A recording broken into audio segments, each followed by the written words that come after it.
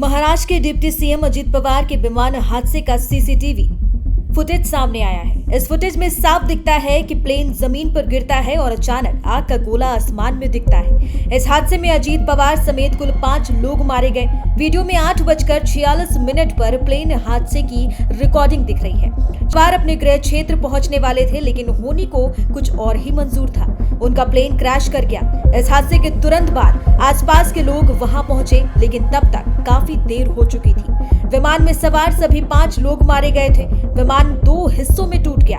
इस दुर्घटना में सभी मृतकों के शव पूरी तरह जले हुए हैं। विमान जैसे ही जमीन से टकराया, काले धुएं के साथ दहकती हुई आग आसमान की तरफ जाती दिखी। जहां हादसा हुआ उसके ठीक बगल में सड़क भी थी। विमान पूरी तरह टुकड़ों में बंट गया। हादसे की जगह कागज और काफी फाइलें पड़ी हुई थी। हादसे के कारण शव पूरी तरह से जल गया।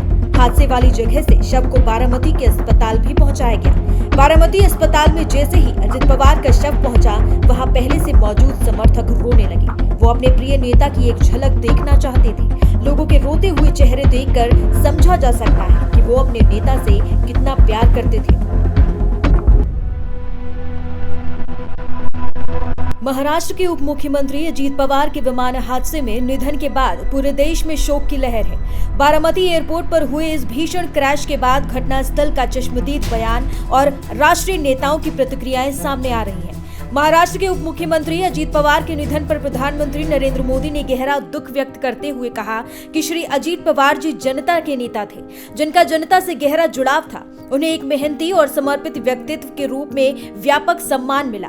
प्रशासनिक मामलों की उनकी समझ और गरीबों पीड़ितों को सशक्त करने का उनका जुनून हमेशा याद रखा जाएगा।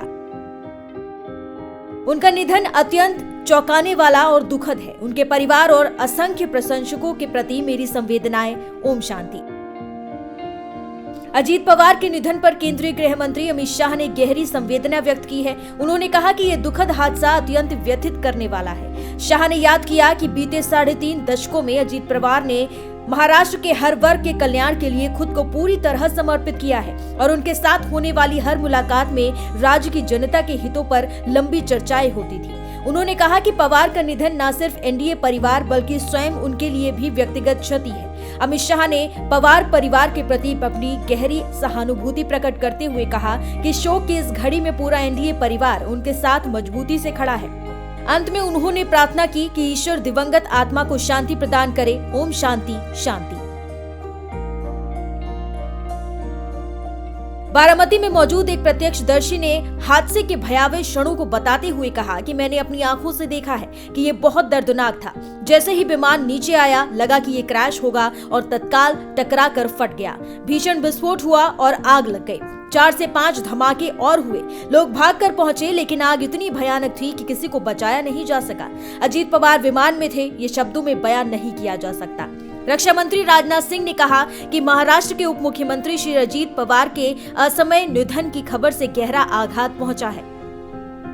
अपने लंबे सार्वजनिक जीवन में वो महाराष्ट्र के विकास के लिए समर्पित रहे। जनता के प्रति उनके करुणा भाव और सेवा भावना को हमेशा याद किया जाएगा। मैं उनके परिवार और उनके समर्थकों के प्रति गहरी संवेदनाएं व्यक्त करता हूं। बता दें कि जिस विमान हादसे में अजित पवार की मौत हुई है, उसमें उनके अलावा अन्य 4 लोग भी सवार थे, जिनकी मौत हो गई। पीएम नरेंद्र मोदी ने अन्य लोगों की मौत पर भी दुख व्यक्त किया है। एक दूसरे पोस्ट में उन्होंने लिखा कि महाराष्ट्र के बारामती में हुए दुखद विमान हादसे से बहुत दुख हुआ है। इस हादसे में जिन लोगों ने अपने प्रियजनों को खो दिया, मेरी संवेदनाएं उनके साथ हैं। दुख की इस घड़ी में शोक संतप्त परिवारों को शक्ति और हिम्मत मिले, इसके लिए प्रार्थना करता हूं। आपको बता दें कि अजित पवार प्लेन से बारामती जा रहे थे, मगर प्लेन जब लैंड हो रहा था तभी उसमें तकनीकी खराबी आ गई। उस तकनीकी खराबी के कारण प्लेन के पायलट ने अपना नियंत्रण खो दिया और उसके बाद प्लेन रनवे से फिसल गया। इस वजह से प्लेन में आग लग गई और ये भयानक हादसा हुआ जिसमें अजित पवार का निधन हो गया।